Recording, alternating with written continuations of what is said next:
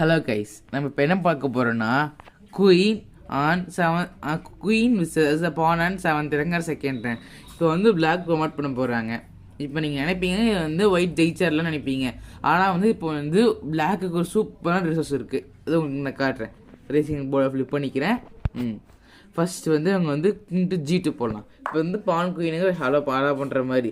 இப்போ செக் கொடுக்கும்போது நம்ம பேண்டே வந்துக்கலாம். இந்த கீஸ் கயிறு விட்டுறக்கூடாது.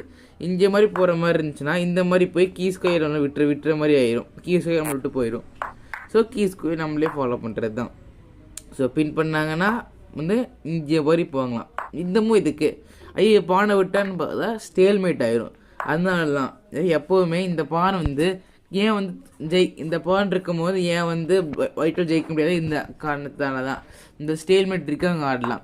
ஸோ வந்து இந்த மாதிரி ஆடலாம். இப்போ அவங்க வேறு ஏதாச்சும் சும்மா இந்த மாதிரி செக் கொடுத்தாங்கன்னா இங்கே வந்துக்கலாம். அதுக்கப்புறம் இங்கே செக்குனா இதே கண்டினியூஸ் பண்ணலாம். இப்போ நீங்கள் பழைய என் கேமில் எப்படின்னா இந்த மாதிரி வருவாங்க, இந்த மாதிரி வரலாம். அது எப்படின்னா வந்து இங்கே இருக்கும்போது இந்த E5 இருக்கும்போது, D5 இருக்கும்போது, B5 அந்த மாதிரி இருக்கும்போது அதெல்லாம் ஒர்க் ஆகாது. இது எதுக்கெலாம் ஒர்க் ஆகாதுன்னா அதாவது இந்த விங்ஸ்லேயும் கார்னர்லேயும் தான் ஒர்க் ஆகாது. மற்றபடி எல்லாருமே ஒர்க் ஆகும். உங்களுக்கு புரிஞ்சோன்னு நினைக்கிறேன். பாய்.